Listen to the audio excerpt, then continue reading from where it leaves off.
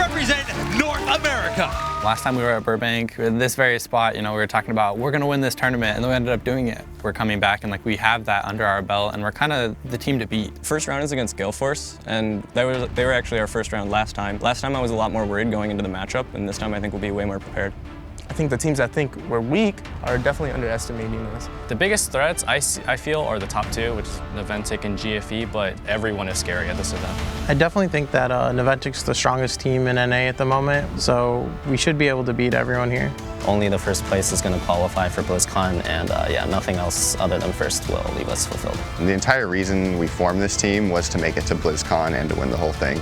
If we didn't make it to BlizzCon, it would be a soul-crushing moment, I guess, for all of us. Making it to BlizzCon is a dream for all players, and being at this qualifier and having the opportunity to play at BlizzCon is 100% my goal, and the drive and the reason that I play this game. Everybody's looking to prove themselves really here. It's still kind of surreal that I get to come to places like these and compete at this level of competition. Yeah, there's nothing like playing on stage. Burbank's obviously super important. It's the first qualifier to get to BlizzCon. BlizzCon is pretty much everything this year. We want to prove our worth, and we also want to perform even better than all of the NA teams that have competed for those world tournaments. There's a quote that I go by now. It's work hard enough so your idols become your rivals. We're very confident against every single team in our group and every single team in this tournament. We can finally put all the naysayers to rest. We used to be the underdogs, and now we're the team to beat.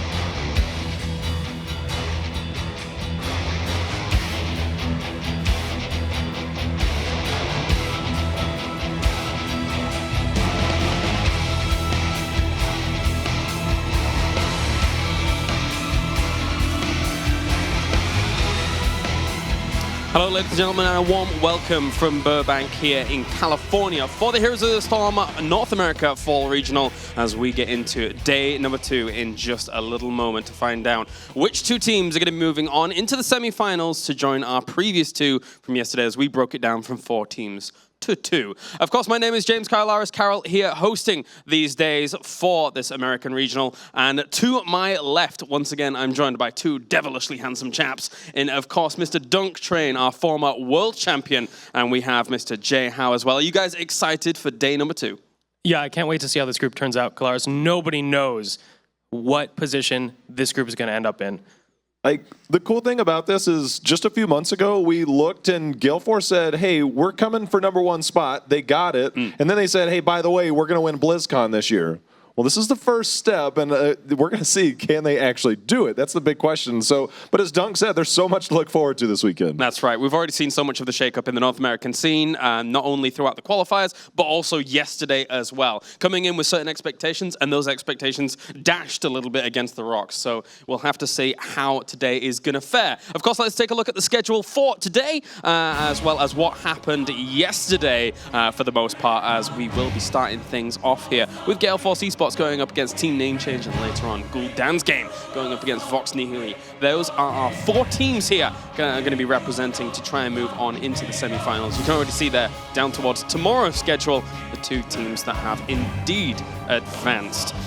So we can kind of take a look a little bit, just a little bit, at what happened yesterday. There was certainly a lot of kind of flashy plays going in there, and obviously Murloc Geniuses versus Naventic was an interesting little match to start things off on the second series. Yeah, absolutely. So Naventic coming into that group, obviously the favorites. Everyone knew they were the top dogs in that group, but they weren't sure where the rest would end up. And here, Murloc Geniuses really did give them a run for their money, I think, Jay Howe. You know, they did give them a run for their money on the fact that they were a little bit stiffer test than what we saw from Astral, but Naventic almost made it look easy. They were able to get the rotations that they wanted. They got a lot of what they wanted to do. It wasn't that they weren't tested, it's just that I think that the level of competition going into tomorrow for them is definitely going to be challenged as we start to get through the groups today. Yeah, Murloc Genius is obviously here being defeated by Naventic in this series, but of course they did go on into the later stages. It seemed like Naventic was just on a bit of a different level to everyone yesterday. Yeah, definitely. Their drafts looked solid. They never looked like they were pressured. Unlike Denial, who looked like they were repeatedly pressured in the drafting phase by Murloc Geniuses. So even when they were the favorites heading into the tournament, their drafts looked shaky and they came out with a defeat there.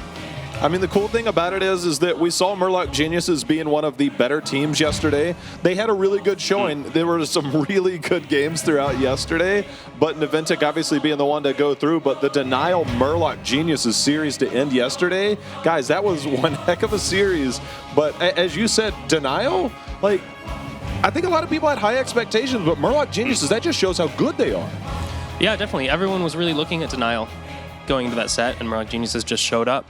I mean, obviously, like, you have played with a lot of the guys from Denial eSports. Even outside, you know, a lot of the spectators viewing in had high expectations for Denial. Did you likewise, you know, having known these guys so well? Yeah, absolutely. I mean, I've played with Cattle too, and I've played against a lot of the Murloc Geniuses guys for a long time. But going in, I had so much faith in Denial just because I know those guys so well. And I really wanted them to win, but, you know, they played solid, but Murloc Geniuses was just showing they knew what was going on. All right, thank you, guys. Well, of course, there's a lot of other people here which we'll be representing throughout the day. Let's go meet our casters for the start of the day.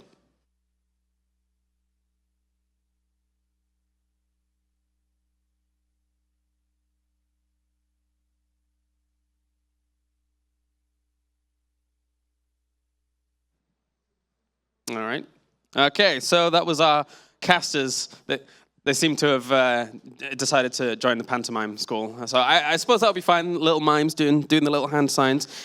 We probably shouldn't have let Sylvanas use Wailing Arrow in the studios. It was probably a mistake. Yeah, that's the bad thing. That's the bad thing. Thankfully, there's not much silence in the game, so that's okay for sure. We'll be checking in with those guys in just a little bit, of course. We'll be hearing from Jake and Dread later. But for now, we can actually go and check in with TJ, who I believe is with Gillyweed. That's right. Thank you very much, Killars. We're here on the main stage where the Group B action is going to take place. But Gilly, let's talk about yesterday real quick for a moment. Were there any teams that surprised you with their performance or any picks that came out yesterday that really surprised you?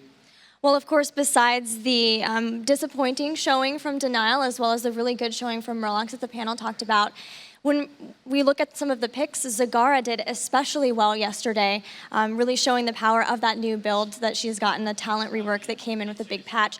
Also, Li Ming did very, very well in a lot of her games, 5 out of the 6 that she was played, which is not normal for a North American regional. Usually she ends up not doing super well, especially as well as she did. And with Gale Force playing today, Crowin, we know how much he loves Li Ming. I think we'll be seeing a lot more of her.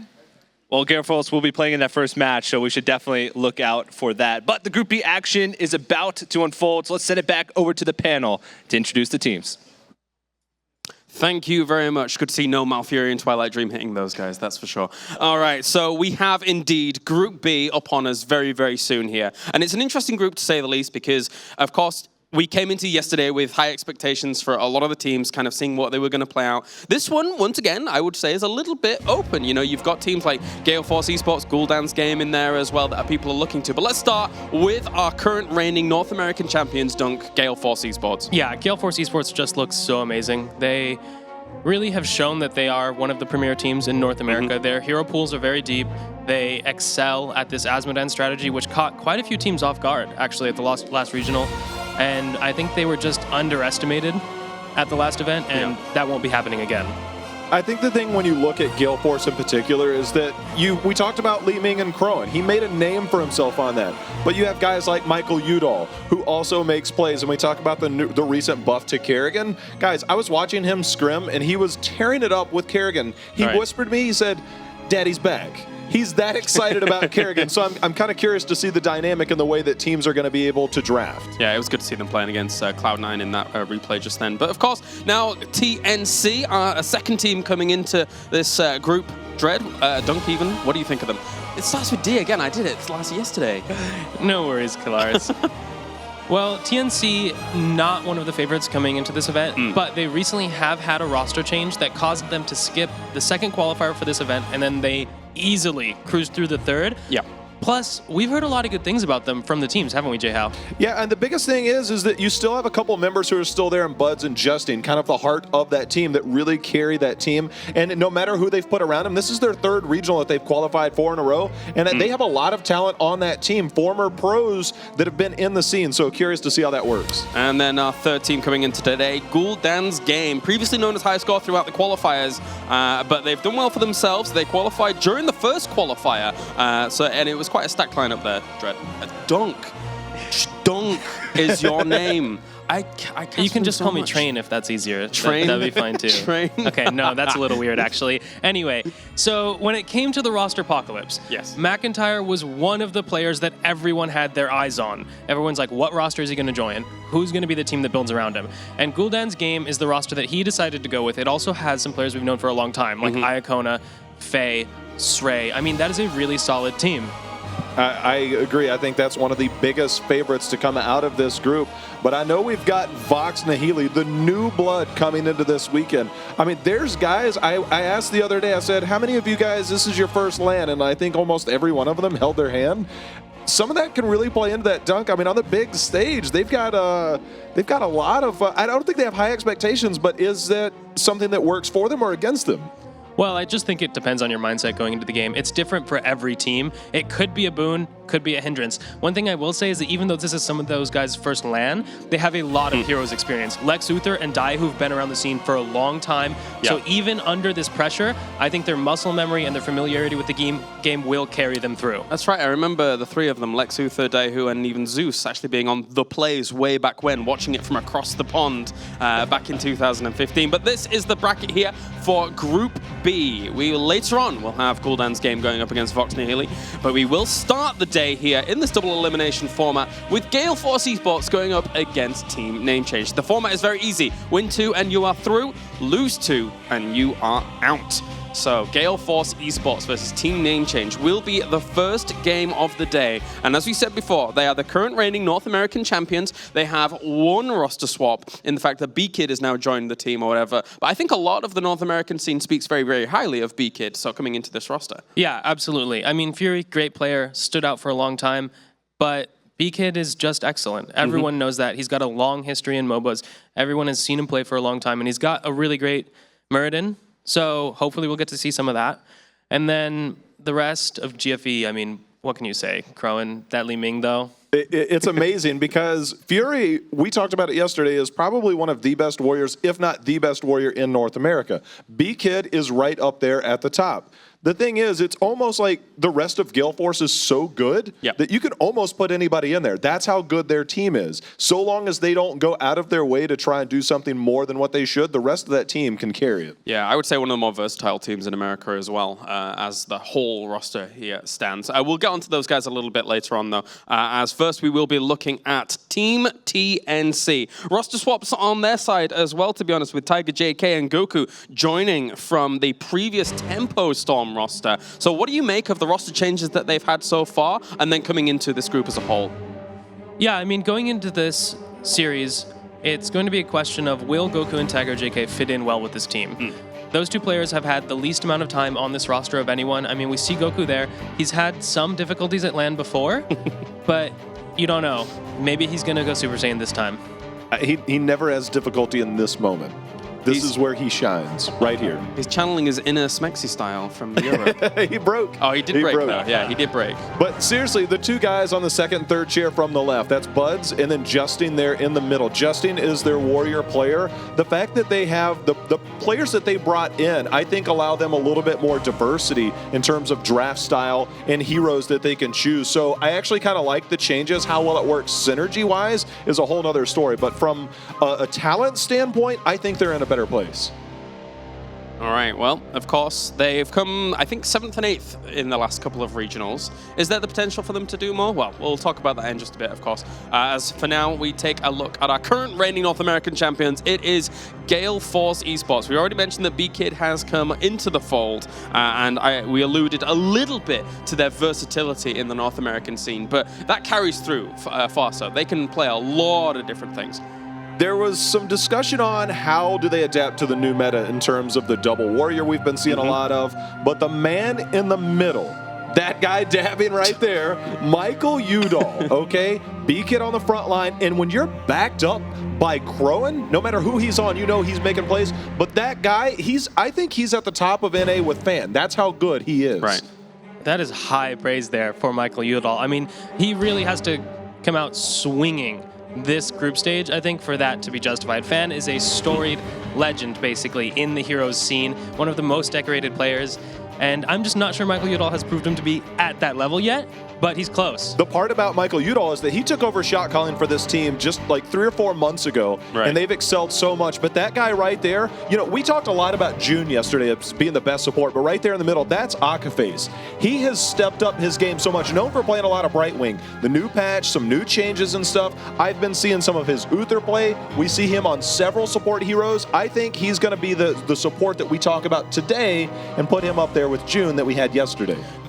They came 9th and 10th through DreamHack Summer, losing out to My Insanity and PBA. But I don't think that result really does justice to how it went down, because that last game against PBA, they could have taken that and they could have moved on to the next group stage. So I think we've got high hopes for them. Of course, make sure to join in the discussion, as just mentioned here, with the hashtag HGC at ESL Heroes and at Heroes Esports as well. And make sure you get your predictions in as to who you think is gonna win this one out. I think we might see a little bit of favoritism towards the GFE boys, because as I said, you know, they could have, in my opinion, they could have gone further in that championship. But we are on to the draft number 1 here for this first best of 3 as we start things off with the Kerrigan and Falstad bands, boys.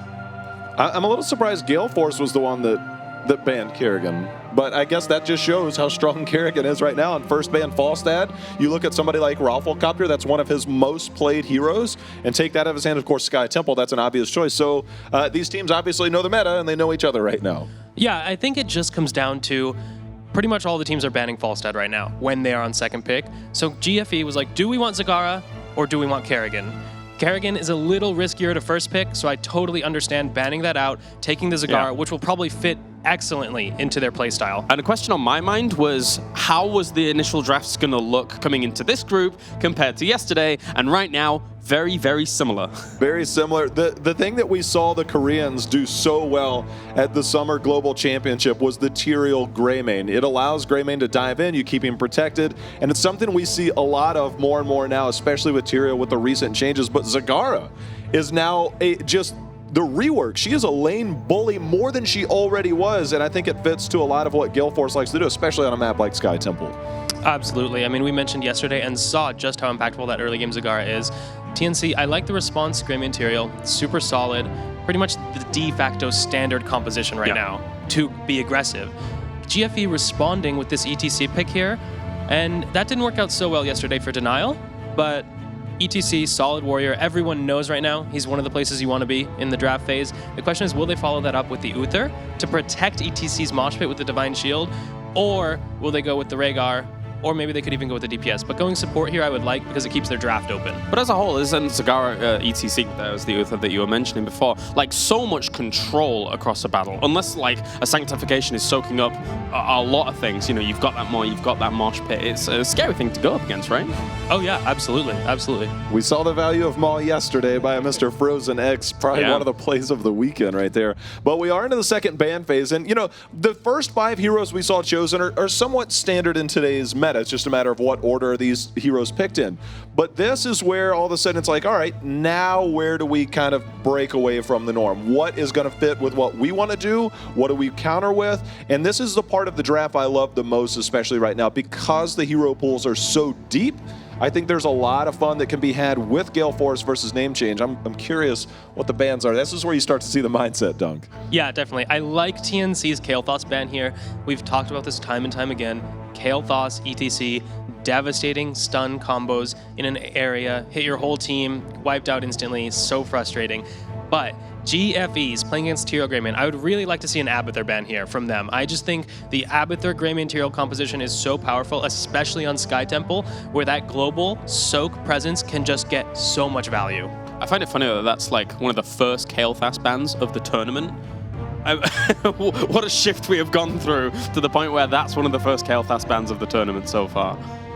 Yeah, definitely. So the Abathur ban does come through. We can see the GFE is not comfortable playing against that, despite having the Zagara, which is known as one of the better ways to put pressure on the Abathur team in the early game. Now TNC kind of has to audible their plan a little bit here. I think they were expecting to use that Abathur. Something we saw a little bit of yesterday, and I'm not sure how it lends to this map when they already have Zagara, but we saw, you know, a lot of Zul picks countering Greyman. I don't think it necessarily fits into what they're doing, but taking Li Ming for themselves as team name change. And that it leaves me to wonder, what is Gale Force going to put Crowan on? With Kael'Thas off the board and Li Ming there, you know, those are his top 2 heroes. What's his third? There's been a few changes with the patches. Curious what he's been playing. If they want to run a Jaina, it does follow up the other 2 for the control very nicely, but it's a little bit riskier. I wouldn't even mind a second warrior if they were going to try and do that, but I mean, GFE, can they actually run something like that is the question. Well, I'm sure they can. They're really flexible. They're one of the teams I would expect to struggle the least with being limited by a hero pool in this kind of situation, but I love taking away the Li Ming like Jay Hao mentioned. I mean, locking out your opponents from some of those damage dealers, you know they're missing damage in their composition right now. They need something to follow up. Zagara, sustained damage, not that much burst, not going to enable your kill combo with ETC. Take away the Jaina, Kael'Thas is banned. Really excellent use of the draft phase here by team name change. I'm curious because we still got to fill out Michael Udall's role in Crone's role. I imagine we're going to be seeing Rafflecopter probably on Zagara. I was about to ask, Illidan or Sonya? Like, I think those are the top 2 picks on the board when you look at Michael Udall. With Illidan here, what do they need to pair with him? Because Zagara does damage. It's not necessarily the burst style that Illidan follows up. Do they go double warrior? What are your thoughts on this last pick? I don't think they follow this up with another warrior. Then they're just asking to get wrecked by the Sanctification, protecting the melees as they clump up on that ETC or Illidan diving, focus fire them down. What I'd like to see is more follow-up from range, even at Sylvanas here, if you want to go way heavy on PvE control, or like Kalaris was mentioning that Jaina could be good. Lunara, another excellent follow-up damage dealer for Illidan. Illidan and Lunara both have a lot of mobility, can reach the backline with their damage, and are just going to put so much sustained pressure on this team. And the scary thing about it is that if you do put all of your eggs attacking Illidan, just kind of like focusing him and you anticipating him being the problem, surely then Lunara has free reign to do whatever she wants, and she's spilling out massive amounts of damage. So it's like, what do you prioritize in that situation? The thing about Lunara, I think she's like very underrated. I think she fits in the later end of the draft, but as we saw, as we saw in the European regional just a few weeks ago, Lunara got a lot of value. She does a lot of damage. TNC has a decision to make, and I feel that maybe possibly going with the double warrior comp here might fit their playstyle a little bit better, especially going in with Tyrael and Greymane. And is this an Anubarak pick? I mean, the problem with the Nubrak here is I think Lunara will just always proc the Dampen Magic without getting any value out of it. That's the worst thing, I think, for an Nubrak, and they don't really have any skill shots to block from GFE. I think if you go with something like the Sonya, where you can just front load all of your damage on whoever gets in melee range, you'll do so much. Arthas, I actually really like this pick too. Sonya, traditionally a counter to Illidan, but people really do underestimate how much value Arthas gets when Illidan is stuck in that slow. The auto attack, reset auto attack with the trade ability is just so powerful too. Yeah, he actually does surprising amounts of burst damage in a small period of time, and especially if he is slowing him, as you say, and then towards level 30 being able to slow those attacks, he is very powerful against him. So whilst I agree, Sonya would have been a cool idea, you know, Arthas isn't terrible either, especially the fact that Howling Blast can cause a lot of problems, Jay-How. I think when my initial thought was, are they going to go full dive on that back line when you look at Zagara and you look at Lunara? Yeah. But as Dunk said, Arthas being up at that front line with the control itself, it lends a lot. Hey, Illidan, you want to go ahead and dive in? Okay, we can defend against that. We've got Sanctification, we've got Arthas, we're good. Yeah, another thing I really like is we've seen Arthas get picked off really easily. He has no mobility, so if you get outnumbered, if you get in a kind of awkward position, you can't save yourself at all. Tyrael is the perfect secondary tank to supplement that because you have the speed up from Smite, you have the Sanctification to protect ground he wants to hold. So I think the synergy there is really huge, and it gives you so much zone control in the team fight, especially once you get that holy ground. Yeah, completely. It feels like in the double warrior meta, when you actually see it come out, Tyrael fits a double warrior meta fantastically, and then so does Arthas. Alone, they're not fantastic. Of course, we've seen Niventic running the solo Tyrael to great effect, but that's because they're just so able to execute it so well. But here with this double warrior, it is quite strong, Jay-How. It's two excellent drafts, I think, when we look at this. It's two excellent drafts. I feel that whatever the other team picked, they tried to counter it. I feel like sometimes you can say this team won the draft. I look at this and I see that I know the team names, but without looking at the team names, I'd say this is a fairly even. I think both teams got what they wanted to try and counter each other. Yeah, I think this is actually one of the most even drafts we've seen. It was actually also a draft where we saw really good use of the bans. I mean, we saw bans that both impacted the enemy team's strategy and were used as choke points. That use of the Gale ban followed by picking the Li Ming to put your enemy on a low burst damage hero, I mean, that's just really solid drafting all around, and I'm happy that both these teams kind of went blow for blow in this draft phase, so we can get a good look at how good is TNC relative to Gale Force. Yeah, that's a good point that you bring up. When I look at both of the drafts, and if I was to take the names away, I would feel that TNC, in my mind, got a better draft, but because it's GFE, it's very difficult for me to go with TNC on this one, because GFE, in my mind, you know, are one of the teams that are challenging for championship title here. What do you think? I think that I am high on Michael Udall. He's on Illidan. This is where you say, do you make or break your team? And that's what Illidan can do. He can make or break your team. Obviously, TNC is going to try and counter a lot of what Illidan is doing. I'm putting him up there as one of the top ones. I think he makes the plays, and that's the difference here. Yeah, I mean, it's a tall order, though. He's playing into an Arthas, he's playing into a Tyrael, playing into a Greymane. He has a lot of damage to deal with.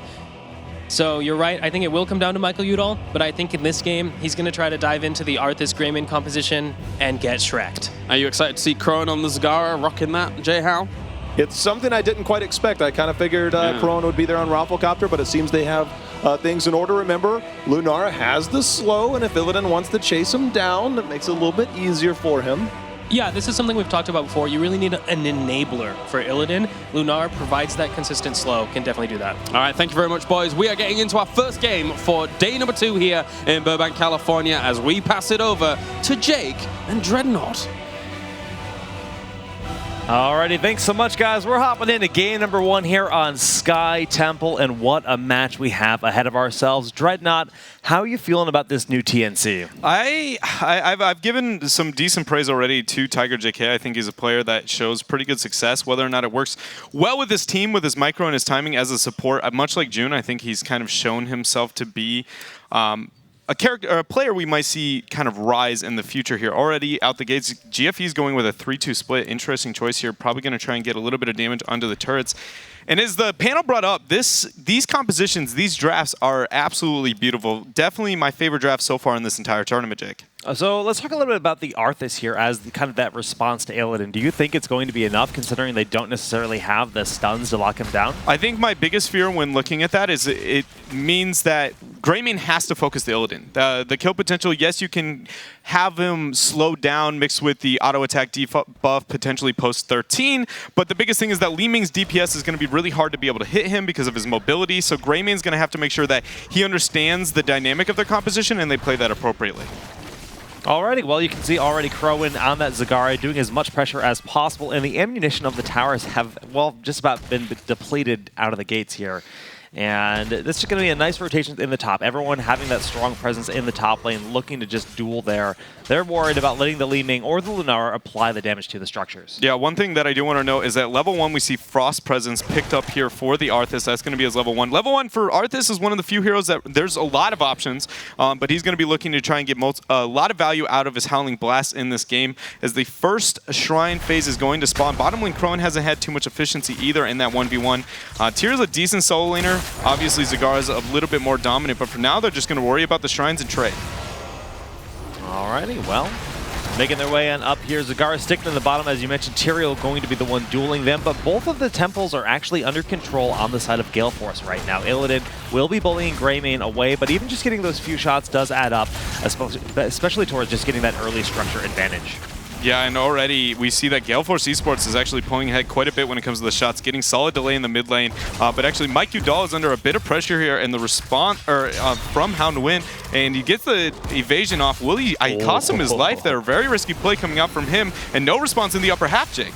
Yeah, and with Michael Udall going down here, this is actually looking really bad. A nice power slide forward from Beacon, but he's taking a lot of damage. Shield coming at the last moment, but I don't think Beacon's going to be able to get away. That last magic missile's coming up from Buds.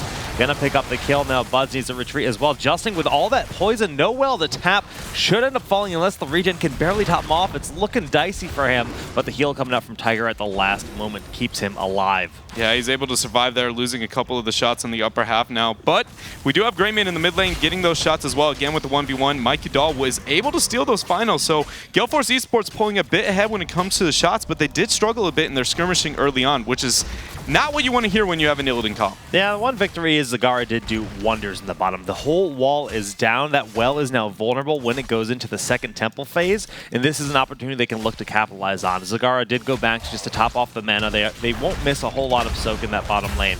But that's looking good for the second phase, as both teams are still very even in terms of experience. Yeah, one thing, when you look at a Tyrael composition and an Illidan composition, Illidan is he's much kind of like Zeratul in the sense that if anybody isolates in the early half of the game, that's kind of where he thrives. He can pick on them, has high mobility. And Tyrael, on the other hand, can kind of, but not nearly as efficiently do that. But once you hit post 10, Tyrael becomes a god among men. The teamfight potential that he provides, Metamorphosis is a really cool tool, but really when I have a Tyrael, I'm not worried about my skirmishing, so I'm surprised that Team Name Change already did so well in that early half. Yes, they lost shots, but they did well in the skirmishing, so that has me have high hopes for their teamfight phase.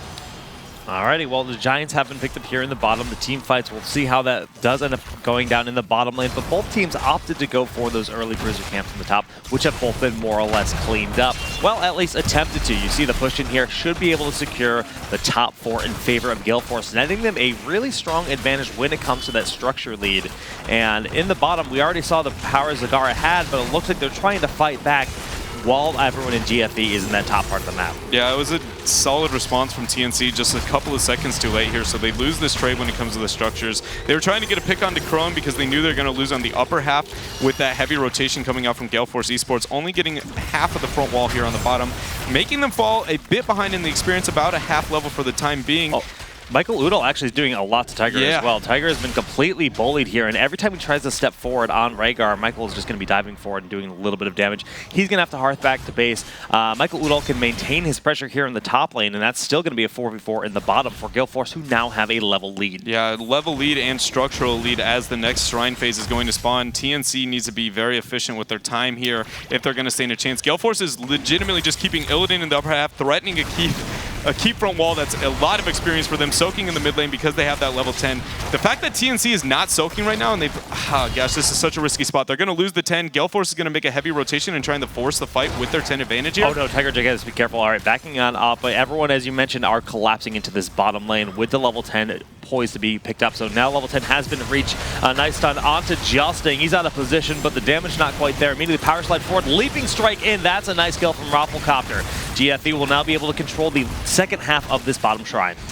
Oh man, Gale Force already with a very dominant lead in this game, and I mean, I can't help but say that was a very textbook play on the side of Gale Force. Very well done with the forcing on the upper half with Illidan in his 1v1. But TNC, they very much should have been able to predict that rotation and make it out a little bit safer and worry about some of the soak in the side lanes. But for now, that means the shots on the bottom half are going to be going over to GFE with a level lead, and I mean, full control of the map now. Yeah, just look at the mini-map right now. If only that middle fort still standing. We saw some pressure done in the top lane from Illidan just a bit earlier, and now they're looking to do as much damage as humanly possible. A small attempt from the Wolf Boys, Rhaegar and Greymane in the top lane just to get some damage done, but they need to retreat once they lose vision of everyone on the side of Gale Force. The positive side here for TNC is the fact that they have hit their level 10. They do have the double warrior, and see if they're going to be able to make it work here. They have a reasonable amount of tools to be able to deal with the mosh pit as well, but keep in mind Divine Shield will be there to possibly make it unstoppable. This chokehold, Gale Force is going to give up this fight. Zag is nowhere to be found, but again, those tight chokehold areas, if they get a mosh combo, then Gale Force composition becomes terrifying. Yeah, I mean, there's so many setups for the Mosh, too. You just think about the Maw being a big powerhouse in this. No Nidus network in this match. But finally, it looks like a fort will be going down on the side of Gale Force. This will help TNC catch up just a slight bit. Li Ming not currently here at the moment. ETC is looking to power slide through, gets a 4-man Mosh with a massive amount of damage coming through, and the Maw just to seal the deal behind that Goku in the front, pops that Sanctification just to get his allies out, and it looks like it will do nicely to get the retreat for the rest of the team. Power slide attempted, Ancestral Heal used on Justing just to ensure they can escape. The worst part about this is a 4 versus 5. The entire time, Mike Udall in the upper half has been just pushing away, getting more value up in there, so they lost that skirmish with that huge mosh coming out from B-Kid, showing why Gale Force is just absolutely just so dominant here and why they were so successful at the last regional. Now they are starting the boss, baiting Mike Udall in the upper half. He's going to have the Metamorphosis. He's going to dash over the wall.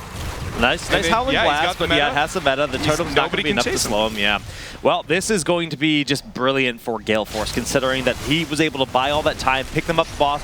Goku's looking for this, but he does not have that holy ground to force them away. So this is just really him being a ward, scouting for his team. Yeah, he doesn't have Sanctification either, which is a lot of their shrine control. He moves in, the cleanse comes out here. Get Jake, they're going to try and take it. Oh my goodness, and so far so good. They're on the point with that Divine Shield, but Beacon is forced off of this, and the boss has been stolen. Gale Force just throwing that advantage away. That go for the throw proc there, being able to confirm the kill, getting 2 of them, getting the boss as well during the shrine phase, and BKid is now on the run. This is a colossal tempo swing here for TNC. This is a really staggered death too. Like, sure, the death timers aren't all that long this late in the game, but that's 30 seconds where ETC's out of it. So this gives them so much map control. They're going to be controlling 2 shrines while the side of Gale Force respond to this boss in the bottom lane, and suddenly that massive structure lead that we saw has been just nullified. I think one thing that I would like to point out is I actually think a lot of that came down to Michael. His entire goal in that situation was to distract his opponents as long as possible. He instantly popped Metamorphosis. He's trying to buy time as long as he can. Why would you open with your major cooldown? He had the ability to dash to the sidewall. He still had his W, and he still had his evasion. He had all the resources, and he burnt the worst one as fast as possible, meaning they realized, okay, he's out. He burnt the cooldowns. They're at boss. Let's go get him. Well, the last fort about to go down here. Justing is going to be running away from Michael Udall, who's trying to make up for that last blunder we saw, and so far so good. No Army of the Dead here to save Justing. The ancestral moments too late, so a bit sloppy there by Tiger JK, allowing his Arthas to fall. I mean, to be honest, it was obviously, if you're aiming for the ancestral and it doesn't hit, it's not a pretty look when you are looking at Tiger JK. At the same time, it's a long cooldown, and that death timer is pretty short. That death didn't mean too much, so it's not the end of the world that they weren't able to get that. But now we do see that Gale Force eSports is going to be getting a bit aggressive here. Same talents here for both the teams. 3 forts now going to be falling. Structural integrity almost dead even across the board here as Arthas is going to spawn. This is a pretty situation for him to get an engagement, but they're going to back out. Smart choice here from Gale Force. Well, Gale Force maintaining their at least a level lead through all of this with that nice pick off and then reclaiming that top temple, which had been controlled largely by TNC, and now they're just going back to getting control across the map. Nobody sitting in that top lane right now for the soak. It looks like TNC wants to bring the fight to Gale Force while they are still on the same talent tier before level 16 comes into play. And one thing to point out when it comes to these compositions is that TNC really wants to focus on getting open area engagements, not only because the chokehold, that B-Kid mixed with the Divine Shield, Mosh Pit, Maw, all the area of effect kind of spells that they have, but then also Arthas thrives when he's in open areas where he can chase down his opponents like the Odin that Gale Force is going to want. So like in situations there where they're threatening, I would have liked to see more of a kind of a forced push of their composition, because Tyrael, you have the mobility. Arthas, you're going to be slowing your opponents. I mean, Li Ming does well with the mobility. Greymane as well. I think just they need to make sure they avoid these tight chokehold areas around the Giants, around the boss overall. Yeah, I mean, so far they're doing a great job at doing that. They've actually been just kind of going across the map, letting Crowan safely plant these creep tumors, which now have to be responded to because that's just such a big vision advantage for Gale Force eSports. All the while, Michael Udall went into that top lane to show himself, try to bait them up there, where he then hearthed back to base and regrouped with his team. So they're playing Ring Around the Rosie right now, waiting for level 16, which they just now attained, and now Gale Force more than ready and happy to fight.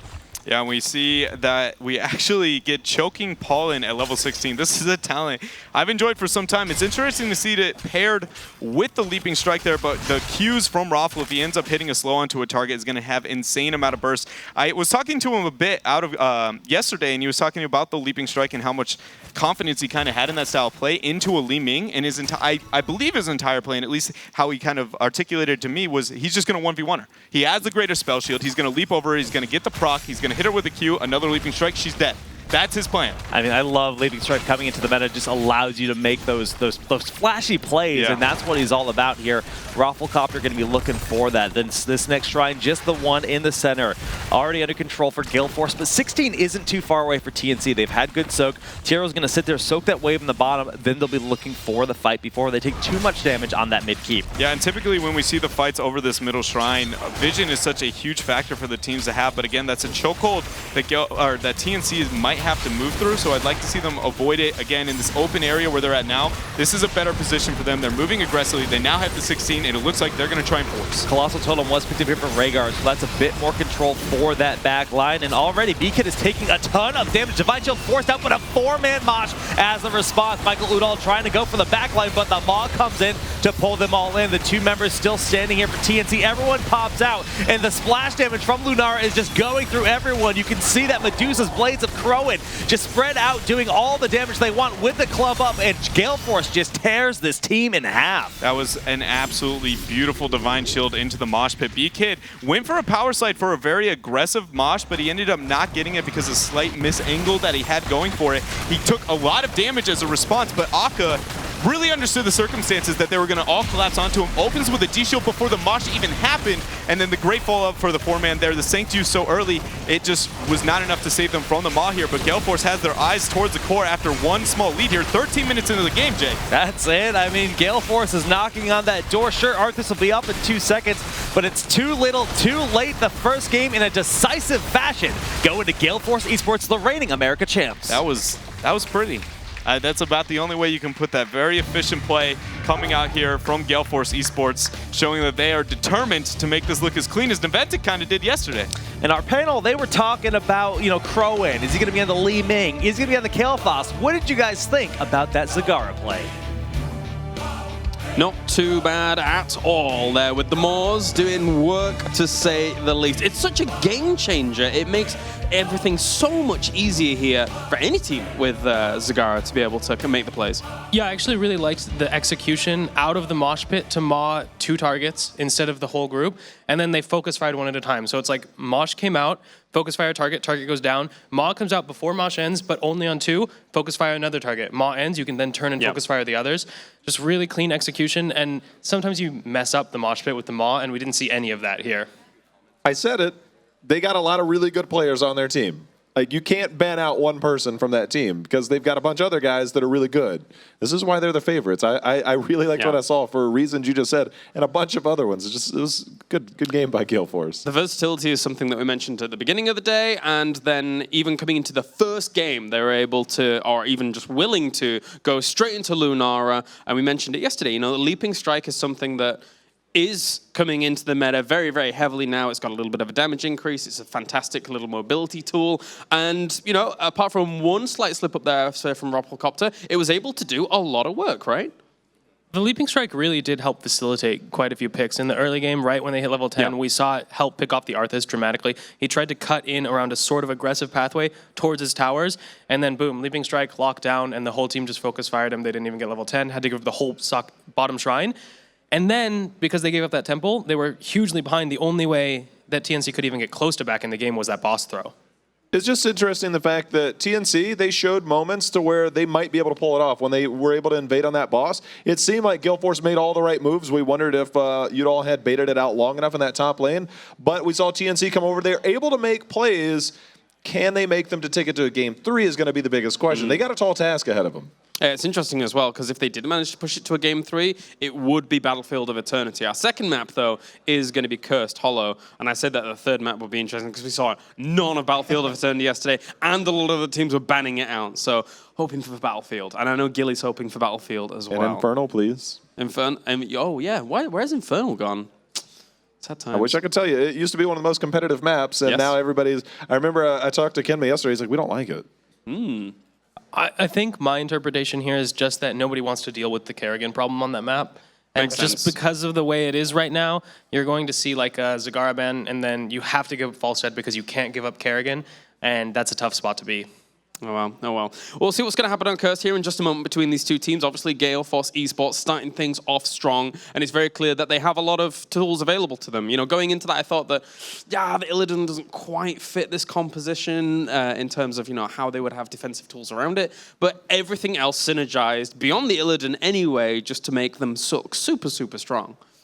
They could almost take it 4v5. It's like I said, it doesn't matter If you want to ban out one person, that's fine. Yeah, You've got yeah. a whole lot more to deal with. That's why I said you can ban out Zagara, you can ban out Li Ming, you can ban out Falstad from all of those players. But it's not going to make a bit of difference because they have so many. Their hero pool is deep enough to where you can't ban out one person. Somebody's going to get what they want, and that's how good Gale Force is. TNC, again, they drafted well, so you know that they know the game. Yep. It's a matter of execution. They had moments of good or greatness. But is it going to be enough, and can they do it consistently? Consistency is huge. Absolutely, absolutely. And they were running a death ball composition, which can be tough to run into an ETC. You know, if you try to group up and take advantage of that sanctification, that you can lose to the mosh pit in response. So it's not entirely their fault that they lost that game. They drafted well, they tried to play well, but they just couldn't quite get the sanctification to protect from that last mosh pit. All right, Zagara going to be the first ban there from TNC, kind of respecting the play that they saw of Gale Force eSports in the previous situation. And Greymane gets banned. So that means now we have things like Tyrael open, things like Kerrigan open, and in narrow choke points on this map, she can have a lot of power. It's really interesting. I think this is a moment where when we see Gale Force, they still might go into it. I'm not sure if they prioritize Li Ming as highly, but this used to be a moment where like, hey, we need to make sure that we protect our heroes, they get their comfort picks. So I'm curious if they're still under that, we really highly value Li Ming. Falstad obviously being the first pick by a team name change, that's no surprise there. It's just a matter, Gale Force eSports, have they evolved is the biggest question. What do you kind of see as like their first few picks based on what we've seen from them traditionally? In this situation, I just don't know, because when you've come into this tournament, you've seen the Falstad ban so consistently that in order to avoid banning that and choose to ban the Greymane instead, it means I have a plan. Yeah. I don't want to deal with your first pick Greymane potentially. I want to deal with your first pick Falstad, which tells me that Gale Force has something they think destroys Falstad, or they don't think TNC can run it effectively, which sometimes can happen with the most banned hero because it's banned so often you don't get any practice on it. The more interesting thing is when we looked at Falstad win rates in North America, it was below 50%. Claris, we saw a little bit of first pick Illidan since, oh my goodness. Yeah. That just happened. Yeah. I think you know me well enough, Jayhouse, to know that I don't like first pick Illidans, but it is GFE. They do have Illidan and Abathur, and that's quite the potent combo to start things off on Cursed Hollow. Well, Dunk's the face Falstad, right now. Yeah, I am flabbergasted at the moment. The Falstad is pretty widely considered one of the better heroes against Abathur because of that global pressure. Yeah. You can make him play much more safely with that soak. Although I do like the Illidan into Falstad, especially with that clone and the pressure from the hat, you can very easily 1v1 him, which normally Illidan sometimes has a hard time 1v1ing Falstad in the backline. Thing is, though, when I watch American Abathur, it's not really that aggressively positioned most of the time. The only person that we see aggressively positioned is Fan. Like, Absolutely. he is super aggressive. He's the only one, I think, in North America that you'll see. He'll go out of his way, except he's so good, it's just like, don't worry, I'm okay. He's good. But we're going to see how that pairs here for Gale Force. Is this where you try and take Rhaegar and you try and keep it away from Gale Force? We see a lot of it from MVP. They like to run the Illidan, Abathur, Rhaegar. Is that something that you try and take away here, or you try and take away in the ban phase? I'm kind of curious your thoughts. Right now, I think you definitely take away the Rhaegar. The ETC is a fantastic pick. You take away the Rhaegar at the same time, and then you ban the Tyrael. Rhaegar, Tyrael are some of the biggest synergy heroes with Illidan, so if you can take one of those and ban the other out, but they go with the Uther instead, valuing that mosh pit more highly than the Rhaegar Illidan synergy, perhaps.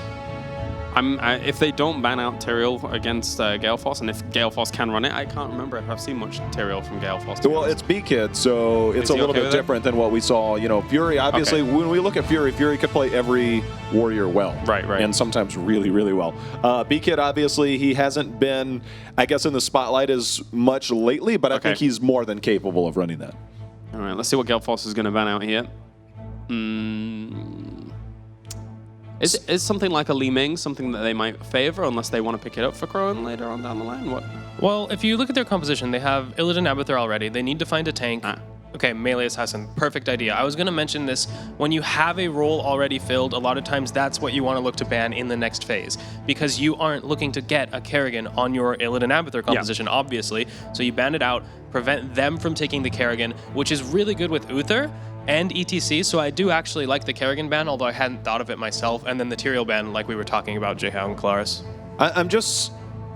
when we looked at Gale Force in the past, they love global. They love global mobility, and that's why we saw Akafe so many times on Brightwing. Brightwing obviously had some changes. She's in a little bit different spot. Things are a little bit different. Do they stick traditional and go Rhaegar, or do they try and get that map pressure? Li Ming fits right in. I think this is a wonderful pickup for them. Fits right into what they want, does burst damage, allows for Illidan to follow up on it. Is this where they pick Rhaegar or Brightwing? Do you see a Tassadar Brightwing combo, or are we looking at... Well, the thing is, if you go Tassadar Brightwing here for GFE and you don't have a primary tank, you're so all in on the Illidan. And that wouldn't be terrible, except look at GFE. They only have one interrupt for Mosh Pit right now. If they go Tassadar and Brightwing, that means they only have Li Ming with Wave of Force and Brightwing to interrupt Mosh Pit, and that is a risky situation. So I'm not a huge fan of that. They've played some risky comps before. Like, they've played some, and I think it was Dragonshire in particular, we saw something similar. I don't know, I think it might have included Illidan, but it was something similar to where, like, we're just going to throw caution to the wind and have a little bit of fun with it. Was it not like a no warrior thrall style? It was a no warrior. I think it was against maybe Astral. Maybe. It was. I believe it was during the last regional. Hopefully, I have my teams right. But either way, a team name change with the next two picks. Their last two picks here. I don't know, man. Like, they've given up a lot here. Ooh. Sonya obviously being one of the more, I guess, normal counter picks to Illidan to be able to stay on top of it. It's just, how do they supplement this damage? Do they go a little bit risky? Do they try and have some type of specialist push? Obviously, Sylvanas is a popular pick, or used to be a popular pick for that Wailing Arrow when Illidan comes in. Or Tychus. Suddenly Tychus. And the thing is, Sonya is just so good against that. This is... I'm slightly worried for GFE. Yeah, Tychus, one of those heroes that, because he's a little tankier than the average range hero, Illidan can't just freely dive him. Between the laser and Tychus minigun himself, if Illidan dives onto a Tychus, doesn't have evasion up immediately, he'll die pretty fast. So if you're going for that solo Illidan style, picking Brightwing here, Brightwing's Pixie Dust only blocks 2 autos, or 3 autos now, so you're not going to get anything. Excuse me. Does anyone know what hero that is? I seem to have forgotten since I haven't seen it in NA in, I don't know, 8 months. I think he should be worried because he's with a betrayer. Leoric doesn't like betrayers. This is confusing. I don't know. J-How, help. You're tall. You can be Leoric. I don't know what to say to that. That's like a chuckles from Jake beside us. An interesting pickup to say the least. I think this is definitely going to be an Entomb game. You look at the heroes, you look at somebody like Tychus. Obviously, Sonya post 13 can get out of there, but those heroes in particular for TNC could get caught in there. Disintegrate possibly being the one to try and get the follow-up damage. It's kind of an interesting setup, but... There's no way this is on the fly, though. There's no way they have just come in here and exactly. Like, this is our comp, let's just try and throw the dice. It's like, there must be something very well practiced to this, because it's very specific, this composition. It seems like it's tailored specifically to the map, and I do like the Li Ming follow-up onto the Leoric and Tomb, but historically, Sonya counters Leoric. It's always been known that if you're in the dual tank matchup, Sonya's the best tank on your front line to have against Leoric, just because while Leoric steals so much health, Sonya actually does more damage than that, whereas a lot of other tanks can't threaten Leoric. So if Leoric's posturing for position here with an Illidan, Sonya's just going to get free reign. Whoever she slams is going to take so much damage, and they only have a Tassadar to prevent that damage. I don't think I've seen a comp like this. If I had, it would have been last year when we knew Leoric was really, really OP. But I don't think that we've seen a comp like this ever in North America. Oh, you just replace the Illidan with the Murky, and then you've got... It's actually really close now that I think about it, no? It is actually super close, The Li Ming would have been a Brightwing, and you have a Murky instead of the Illidan. I mean, obviously the Murky composition is way better and more thought out than this, but maybe Gale Force knows something I don't. No bias, right? No, zero bias. Absolutely no. I'm a professional analyst, J-How. I would really appreciate it if you didn't suggest that I was biased. No, just kidding. But yeah, I'm really worried about this composition from Gale Force. I think we saw last game Gale Force is probably on another level compared to TNC, so... Yeah. I have faith that they will manage to win this game, but I think if they were playing, say, Niventic with these drafts, I'd be really scared for GFE. I wholeheartedly agree. I think they've got to be feeling confident going into this game. So they're trying out, and it might be something they've practiced. It was very strategic. There was no real hesitation with what they were trying to do. but it's a matter of can they pull it off. Right, exactly. I have to ask you as well then, whilst we are about to get a look at the teams and who is going to be playing what, is that the Abathur build, obviously mine build's really good on this map, but with only a Tassadar, surely Abathur has to go for a bit more of a complementary build towards an Illidan. Okay, call me crazy, but I think we'll actually see a full symbiote build, and maybe even a monstrosity. Just go all in on the support Illidan with the hat plan. Help him. YOLO Illidan in the back line, gets the hat, goes crazy, and then you have like the monstrosity split pushing or something maybe, because they don't have a great clone target. Well, on the side of team name change, they have a very strong meta-based lineup, and I don't think it's out of the question that they can make this work against Gale Force. All right, let's see how it's going to be, as Michael Udall has a lot more support for his Illidan this game. We're heading over to Jake and Dread to bring you game number 2. Thanks, guys. We're going into Cursed Hollow and Dreadnought. Leoric, he's gone. He's back as a ghost, and he's back again. What do you think about that pickup? It's a bold move. That's all I got to say about this draft so far. The solo support task with the kind of undying style play, what I like to call the Immortals. It's not, like as Dunk said, it's not the exact same style comp, but it is kind of the same concept. Yes, you are going to get a kill onto us, but because of how our comp works over the long run, we'll respawn, we'll take the long fight, and eventually they make the comeback. The level 1 here, we see Hopelessness, which is going to increase the range of Leoric's Drain Hope by 20%, which means he's going to have a difference of survivability compared to some of the other talents. Abathur, we do see Pressurized Glands. I like to see that coming out from him. Outside of that, no level 1 really is too interesting. It's very basic. We're yet to see Li Ming choose hers, though. Well, you know, Leoric, as I were mentioning, does struggle a bit against the lone Sonya. It is going to be double tank that he has to deal with in the front line, and Tiger also has a stun on Uther. But on top of all of that, it seems like Tychus is going to do fairly well against Leoric, just forcing him to Wraith Walk with the huge damage he cannot put on that tank. I mean, not just him, Sonya as well. The Dunk put it very well, is that it's one of the best characters into Leoric that you can have. Just the amount of damage she puts out with her slam is really going to eat at his health pool. Yeah, you can drain on her, but she doesn't really care after she gets about like level 4 to 7 is where she just starts eating alive, not even counting if she moves into Wrath. Well, all things considered, Beacon and Crowan are holding this 3v2 in the top lane, while in the bottom, Illidan is going to town with Akaface and then the hat of Abathur being sprinkled in here and there. So that's already one tower down in favor of Gale Force. Beacon using that Wraith Walk.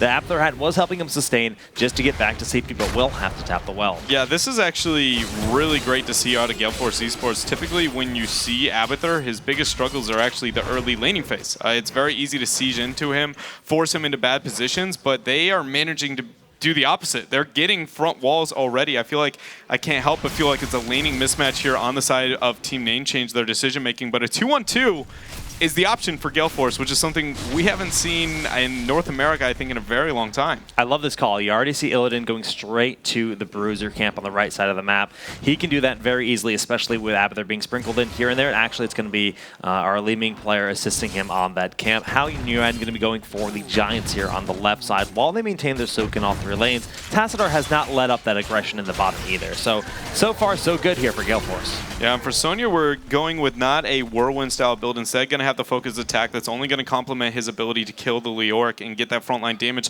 Also, the Illidan, as long as the evasion is not available, hat build with Adrenal Overload for the Abathur, and then also Triumvirate on Li Ming.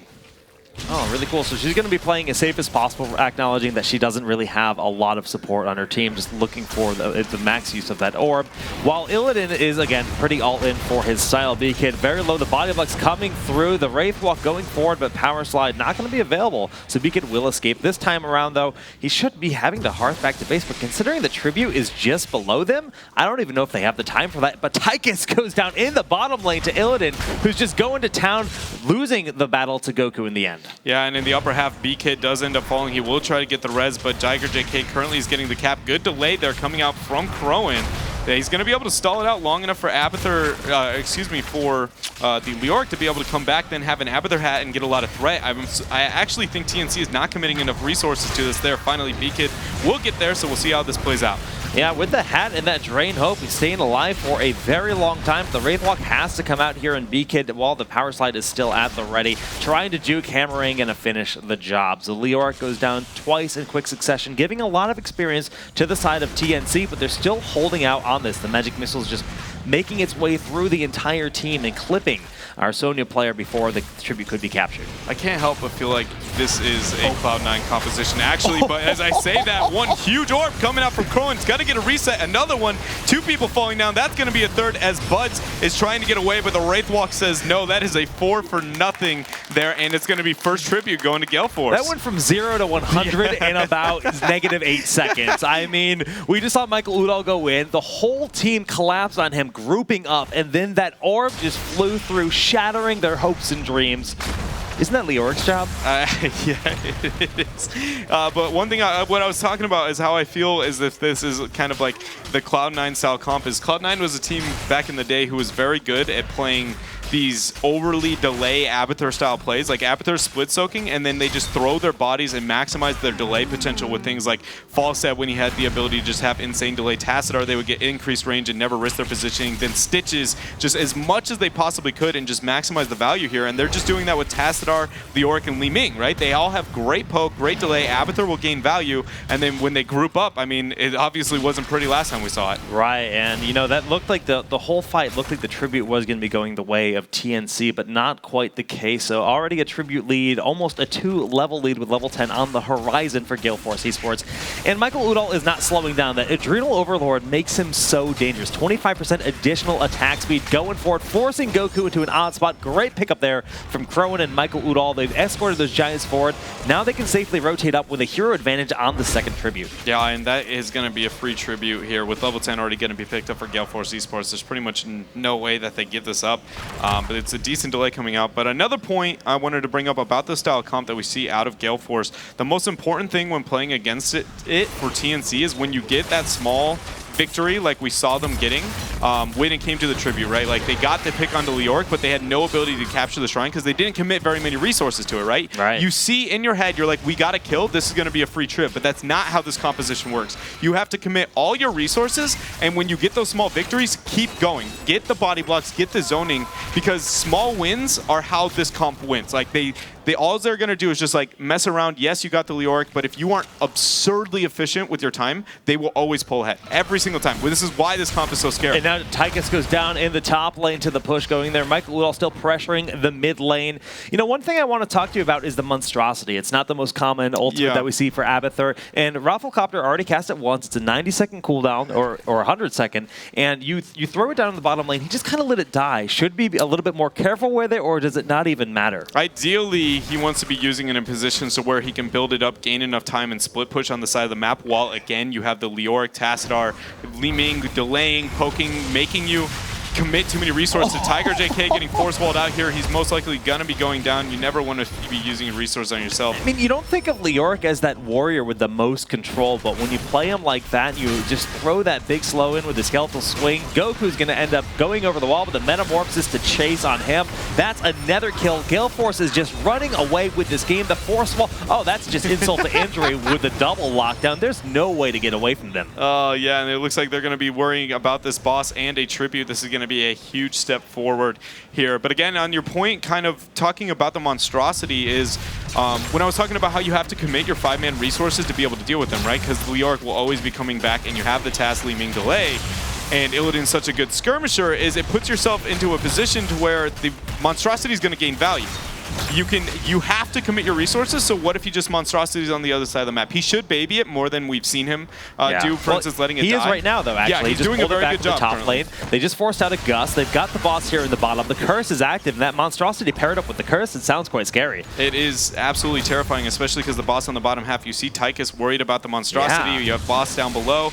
Now that the Tychus has ended up getting the back out, now monstrosity is only going to gain more and more value with how high it can stack. The minions get one shot, so it has nothing to worry about, and suddenly this game looked to, like, you know, first tribute, who knows where it's going to go, but since that first trib, that 4-man wipe, it has just gotten uglier and uglier here for TNC. All right, they're retreating here in the bottom, but Michael Udall is on that middle keep all by himself, not being responded to. He's gone past the wall, and he's already doing some big numbers. Monstrosity alone in the top. Goku flies in. He just quickly retreats over the wall. Gale Force is commanding every element of game number 2. Yeah, they have complete control over this match, and it was such a beautiful move from them right there. backing out because their composition is not the one that wants to kind of go blow for blow, face roll into one another. It's very map-oriented, map controlling. And so rather than, okay, our opponents, obviously they wanted to take that team fight, they just go, we're going to back out. We'll take bigger advantages later on because they thrive, again, over that heavy commitment to major map objectives like tributes, like bosses. You can even see how tanky that monstrosity is now, too. Yeah, they're trying to respond to it. Really Falstad is just a little worried about even going toe-to-toe with that monstrosity, who will continue to linger. But now we see TNC taking a risk. They're going for the offensive boss. Note, they are down 3 full levels, which does, in fact, mean a talent tier on top of that.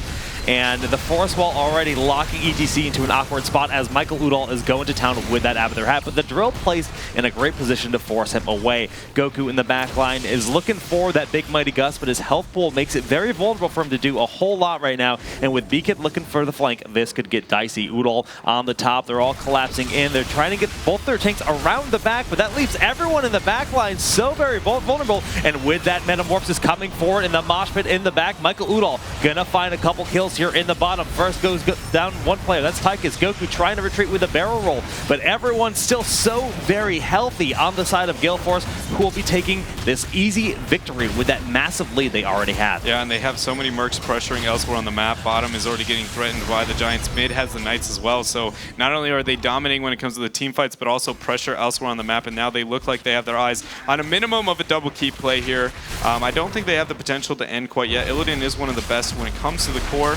I guess there are no major defensive cooldowns. Yeah, Gust is only up in 20 seconds. All right, so they do decide to go with a double keep, but 2 talent tier advantage too. I know it's an insane lead. And again, a lot of people look at that TNC starting that boss, but that actually, I mean, honestly, was one of the best calls they can make. They just played it a little bit poorly in the sense that we've seen every time TNC groups and Gale Force groups, Gale Force walks away. Yeah. That is what their comp is great at. They never want a true engagement. The only time they could force them to get a fight, an actual fight, was TNC taking it to a boss. And even then, it wasn't a true fight, right? Like the minute TNC backed out, Gale Force goes, all right, we're not going to fight you. We are going to make you commit to the worst resource and objective in the game for you in this position before we're willing to risk it. And then again, the split, and they capitalize on the isolation of the team. Gale Force is honestly putting on a clinic right now, like an absolute clinic on how to play not this face roll death ball that we've seen so much in competitive heroes, but a strategic map objective oriented play, and it's honestly a little inspiring. I haven't seen this in a very long time. And look at this, they're controlling the front line. They're feigning a fight. Leora can easily walk away from this. The gust will be attempted, but not really doing a whole lot. Again, Beacon still has that Wraith Walk. They force out a Divine Shield. Abathur hat applying so much pressure, Beacon will fall, but remember that Ghost will respond so quickly when he's able to get that skeletal swing. We've Metamorphosis on just about everyone. The Hammer of Justice trying to keep Goku alive. Tiger JK with the great support, but the mosh pit does not last long enough as ETC falls, and then everyone else just gets cleaned up from Crowan and Michael Udall. Yeah, with 3 people dead, it looks like Gale Force eSports is going to move in, try and get the core here, and I don't think anybody's going to be able to stop them. Illidan's one of the best when it comes to the core. Now that Mirror Ball Seeker has come into play as well, Crowan absolutely chunks it here. We have 15 seconds, but I don't think it's going to matter here, Jake. It looks like Gale Force just... I mean, that was textbook across the board. I am actually very impressed here. It's been a long time since I've seen an imitate like that impressive. Just like that, ladies and gentlemen, Gale Force comes out with a very unorthodox style. The Abathur Tassadar as their support, the Lone Leoric as their warrior, and they will be moving on with their super diverse hero pool into the second round. That was almost my insanity level in the sense that you're like, where is this going? Where is this going? And then suddenly you see this beautiful oh, this makes a bit more sense here into the draft. Oh man, that was a lot of fun to see. I can't even find the words really on how I could appreciate that a little bit more, because Gale Force right now, they're scary when it comes to standard, but now that they have this kind of weird, unique approach, I don't know if teams are going to be able to draft against that. Well, that's exactly what I want to ask you. They just showed a really rare, unique composition. Yeah. Is that almost like a risk of showing your comp early, or is this just going to scare everyone else when it comes to their drafts against them? So I was thinking at first that it was going to be they're showing too much, and with them showing too much, I feel like it was kind of maybe going to be a risky move towards the end of the tournament, right? But I honestly feel like more than anything, this isn't necessarily them risking too much. I obviously have an alternative draft for this, I think. Otherwise, they wouldn't show it this early in the tournament, because they They could have won this with standard, personally. They didn't need to do anything fancy, and they decided to. So they have to show that they had a secondary plan when we get to the later half of this tournament if they make it that far. Well, you can just see throughout all of this just the great control with that Abathur hat, rotating around on the primary targets, oftentimes on Michael Udall, but the game was won by Gale Force in the end. We actually have an interview ready with Michael Udall himself. Take it away, TJ. Thank you very much. That's right. I'm standing by with Mike Udall from Gale Force eSports after their win. And first off, congratulations. It seemed pretty clean, a pretty clean 2-0. I want to come off first. You guys are coming out as one of the favorites because of your performance at the Summer Regional number 2. And you've added a new player to your roster, though. You've added B-Kid to your roster. How's he fitting in with the team, and how's the overall team atmosphere right now coming into this event? First off, I just want to say B-Kid's a god. Bang, bang, you know what I'm saying? So the team atmosphere is really good. B-Kid really meshes with our team really well, and he's honestly, in my opinion, the best tank in North America. So it's really nice to have that new addition onto our team. So I mean, there's nothing but good vibes. Awesome, great to hear. And it seemed to work out. He seems to be fitting well. I want to talk to you about the game one a little bit. It was an interesting draft. You guys had a pretty standard early on with ETC, Uther, and Zagara. But then the second half, you picked up Illidan and Lunara. What was the choices behind those two picks in the second half of the draft in game one? I mean, we just had a bunch of sustained damage. I mean, honestly, we're not really showing any of our strategy. Oh, guys, we only run Illidan. You know, it's a long tournament. We aren't planning on getting out in groups. We're going to make it to the finals, so might as well just scare people. Well, scaring people indeed, because I want to talk about game two, where you brought out an interesting comp with the Tassadar, Leoric, and Abathur.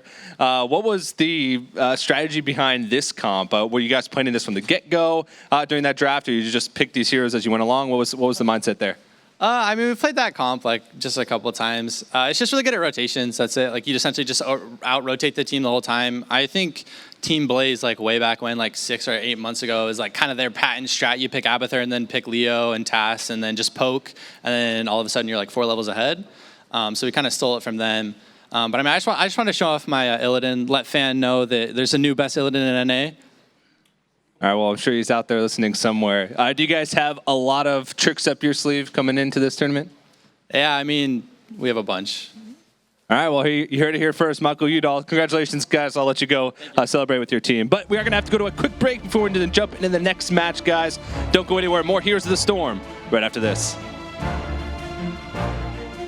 The importance of this event is really big to our team. We're an amateur team. We came from the bottom. We're actually all alpha players and beta players, and we haven't been in the scene for a while. So the fact that we were able to come back and say, hey, look, we can do this. We're a top 8 team. We can win. We can qualify. It goes to show, all the hard work we've been doing is paying off now, and we really want to show that it's going to pay off at this event as well. Goat is our in-game leader. He is our hype man. He's the person that makes sure we're all in sync. If he says something, we do it. We don't no questions asked. We just commit. Hosty is our mastermind. He's our drafter. He is so smart about the game. If he says that this is the right call, no questions asked, he's right. Zeus, he is the emotional cheerleader. He keeps us all in check. He makes sure that if we're tilting or something, he's like, guys, don't worry. And Todd, or Lex Luthor, it doesn't make sense. He's troll and he's serious at the same time. The dynamic works really well. And me, I'm usually the guy that leads the team in the right direction with Goat and make sure that we're all focusing on the task at hand and make sure that we're using our time properly.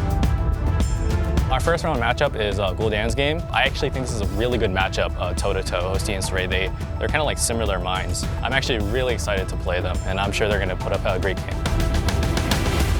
We definitely feel like an underdog. I'm pretty sure everyone's like, Vox and Hilly, 0-2. They're just going to get bopped completely. There's a quote that I go by now. It's, work hard enough so your idols become your rivals. I feel blessed that all my hard work is finally paying off, as well as my teams, to be able to compete with all these pro players.